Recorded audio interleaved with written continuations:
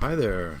Today is Thursday, and that means that I'm bringing you another poet who is not me.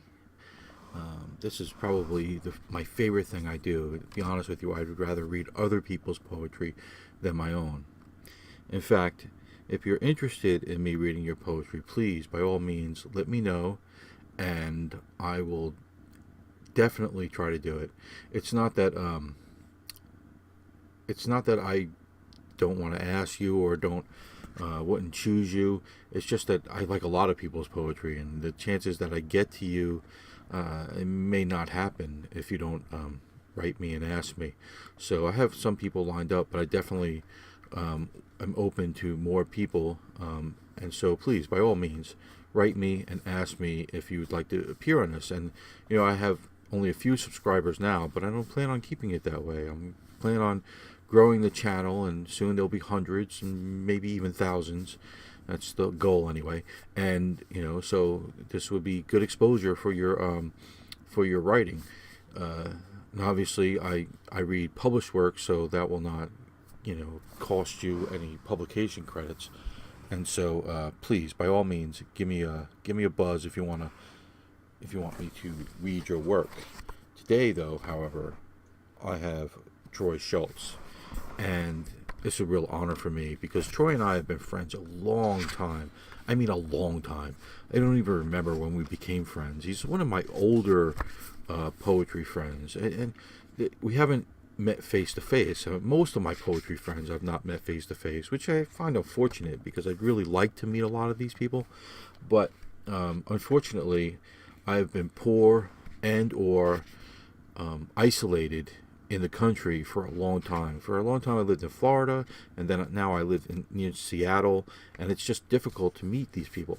But Troy, I feel like I know. Like he's been in my life so long, and we've been friends so long that and we've written so many letters back and forth that it's really it's a very close bond that we share in the literary sense.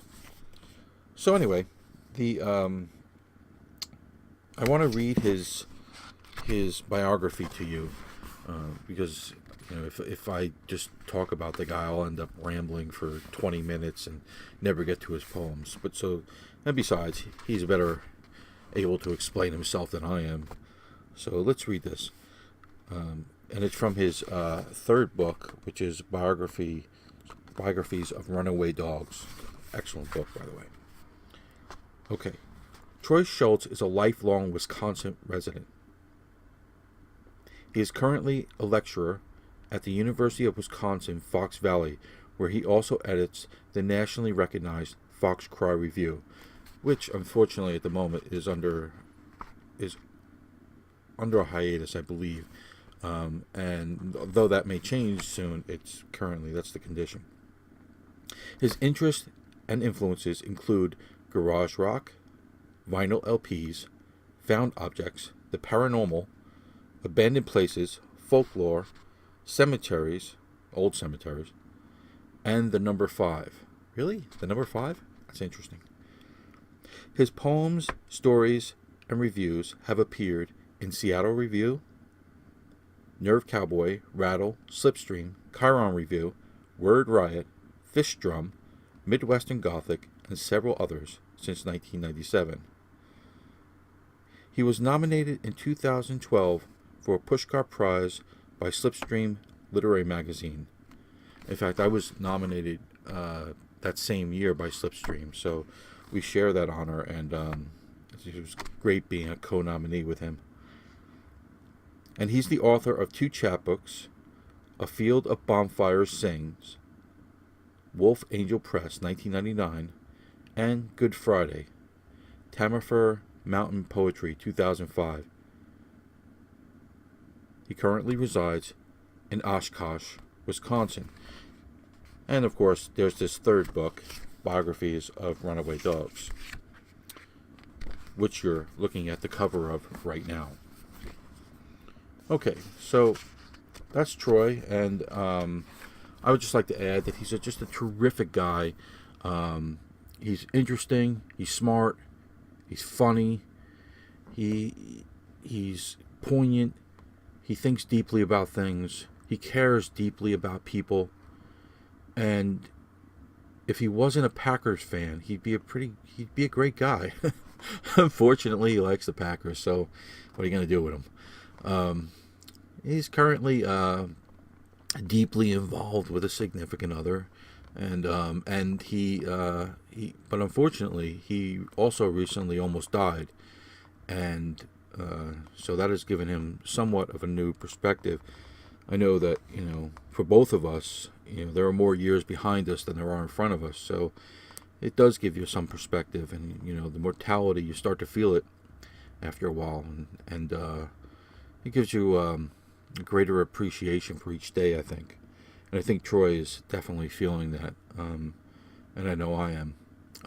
So he's just a wonderful human being, and he's a fantastic poet, and he's a poet that really deserves to be more appreciated than he is. He should be appearing in lots of journals, and just and people should know him. Other poets should know him. Other readers should know him and appreciate the work that he's done, because it's fantastic, and it's been fantastic for 2 decades. So let me read the poems to you. I've chosen 2. I could have chosen any of the others. These are the 2 that I wanted to read, and I thought I would read best. And I hope that when you get done listening to these poems, you'll go out and you'll find more of his work and buy his book, and have a greater appreciation for this truly talented writer. The biography of runaway dogs. These humid July afternoons are meant for remembering women who may have well long forgotten you, and minor miracles you are an unfit witness for. It's too early to go out and too late to plan anything that might salvage the day. You think about a story your once possible wife told you, a childhood memory about a neighborhood dog neglected, who made a run for freedom after well over a year of straining against the chain, so driven that the spike screwed into Wisconsin clay dirt in a kennel left open was ripped from the earth. And so he ran, directionless but hard, a life behind chain links. Ask yourself, what would you do? Across the burnt grass yard, through the ditch and onto the highway, blossoming with raw joy, almost across when the trailing chain hooked a passing truck. His neck snapped, a violent somersault, dragged a few yards, killed. You consider that dog and the woman who could have been your wife, and raise a toast to them in your mind. Afternoons like this, you still wish you were out of your mind, still able to afford all you believed you could lose. Isn't that a wonderful poem?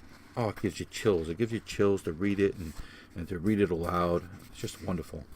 Okay, let's go on to the second poem that I've chosen. It's called Single.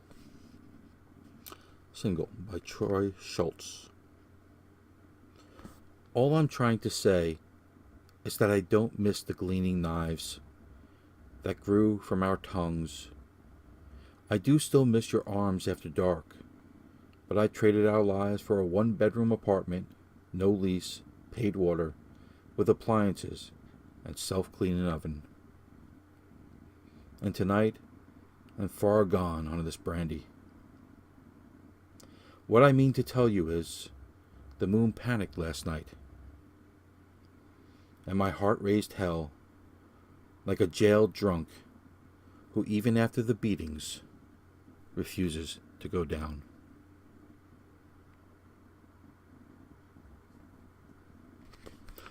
And there you have it, Troy Schoultz, a wonderful poet and a good friend. And I hope that you'll check out more of his work, that you'll buy his book, and that you'll read more poetry in general. And please like, comment, subscribe, and share these poems. Share them far and wide. They're worthy of being shared. And thank you so much for listening, and God bless.